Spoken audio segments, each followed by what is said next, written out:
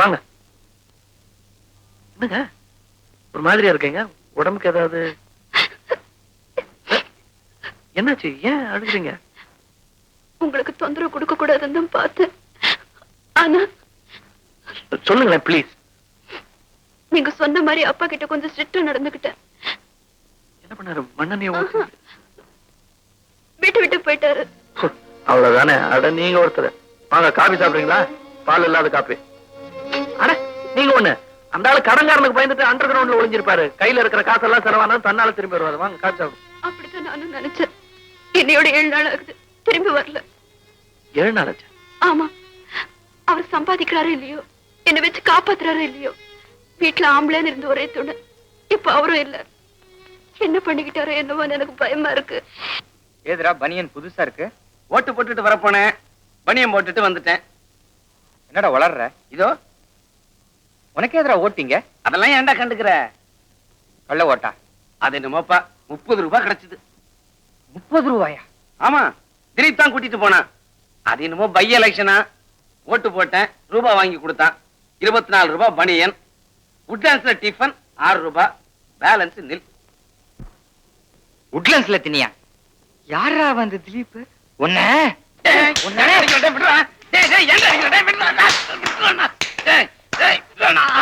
எட்டனா கொண்டு வந்து கொடுத்து கூடாடா. டீயும் பண்ணும்போது சாப்பிட்டு போயிடா. ஒரு கோரமா நான் சாப்பிடலடா. சரி, நம்ம தேடாத இடம் இல்ல. உறவுக்காரங்க கிட்ட எல்லாம் சொல்லியாச்சு. போலீஸ்க்கும் கம்ப்ளைண்ட் கொடுத்தாச்சு. நம்பிக்கை விட்டுறாதீங்க, எப்படியும் திரும்பி வந்துருவாரு. ஆனா அது வரைக்கும் நீங்க தனியா இருக்கணுமா? எங்க கூட வந்து தங்கலாமே. உங்களுக்கு ஆட்சேபணம் இல்லைன்னா ஒருத்தருக்கு ஒருத்தர் ஒத்தாசையா இருக்கலாம். ஆனா அவசியமா அந்த வீட்டுக்கு வாடகை கொடுக்க வேணாம். எல்லாத்தையும் பகிர்ந்துக்கலாம், ஏழ்மை பசி உள்பட. நீங்க உடனே பதில் சொல்லணும்னு இல்ல, நல்லா யோசிச்சு சொல்லுங்க.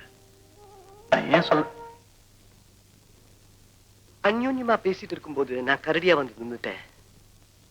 Comrade, I am sorry. வாரக்கடைசியில drama ஒண்ணு இருக்கு. டிராமானா ஒத்திகன் ஒண்ணு இருக்கு. ஒத்திகனா நடிகள் எல்லாம் வரணும்னு இருக்கு. மனசிலாயோ? Then why the hell haven't you come? அப்படி என்ன மயக்கம் அண்ணா காவடிகளோட? மிஸ்டர் பிரதாப், மனசை பூம்பெடுத்துட்டேனோ? சார் கோச்சிக்குவாரோ? கோபப்பட மாட்டார், குறவளைய நிறுத்தி கொன்னுடுவார்.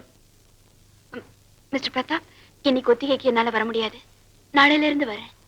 அவ்வளவுதானே உங்களுக்கு வேணும்? இப்போதைக்கு அவ்வளவுதான். இப்ப நீங்க போலாம். ஒரு செகண்ட் அதிகமா இருந்தா நீயே விரட்டி அடிச்சுட்டு போது இருக்க. Good, very good.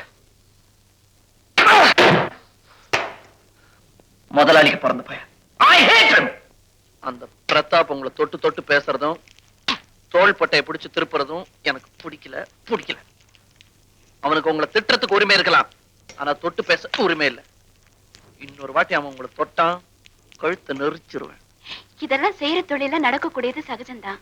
அப்ப அந்த தொழில் எதுக்கு? பழைக்க வேண்டாமா?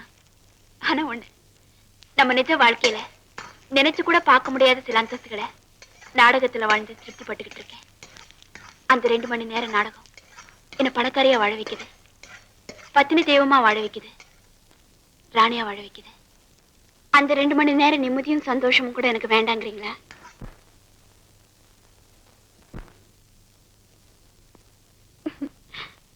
இந்த மாடர்ன் ஆர்ட்டை பாக்குறச்ச எல்லாம் ரங்க ஞாபகம் தான் வருது. என்ன ரெண்டையுமே புரிஞ்சுக்கிறது கஷ்டமா இருக்கு. என் சகோதரர் உங்களை நினைச்சு ஒரு விஷயம் சொல்லட்டுமா? நீங்க ஓவியர், ஒருவேளை நீங்களே யூகிச்சுக்கலாம். நான் ரங்கனை ரொம்ப நேசிக்கிறேன். ஆனா என்னை பத்தி அவர் மனசுல என்ன நினைச்சிட்டு இருக்காருன்னு எனக்கு தெரியல. பார்வைக்கு ரங்கம் முரடன் தான், ஆனா கவிதை மாதிரி உள்ளம். அந்த உள்ளத்துல இருந்து என்னால ஒரு ராகம் கேட்க முடியுது. ஆனா அந்த ராகத்துக்கு வார்த்தைகள் இல்லை. அதனால அது பாசமா இல்ல நேசமானு புரியல. புரிஞ்சுக்கிறது ரொம்ப கஷ்டமா இருக்கு. நேருக்கு நேர கேட்கலான்னு பார்த்தா வெக்கமாவும் இருக்கு.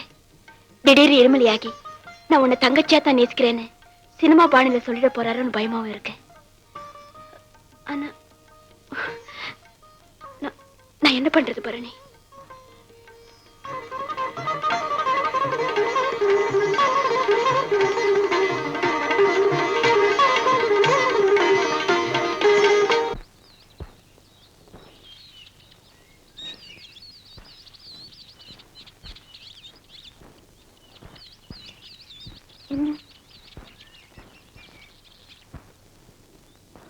கவிதை மாதிரி இருக்கு.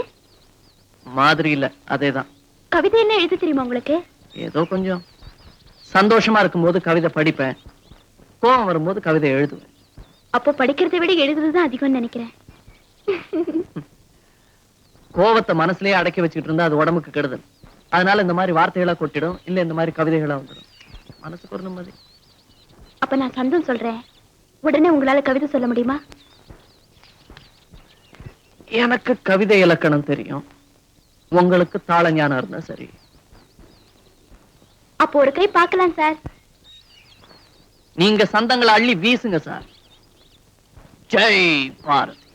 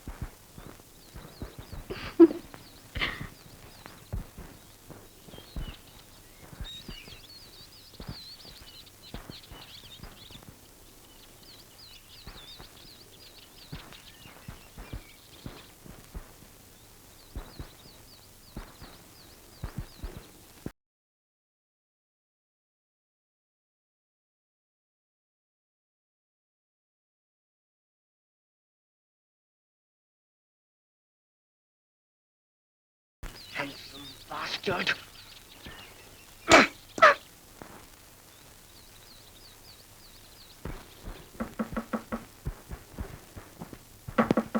Come in.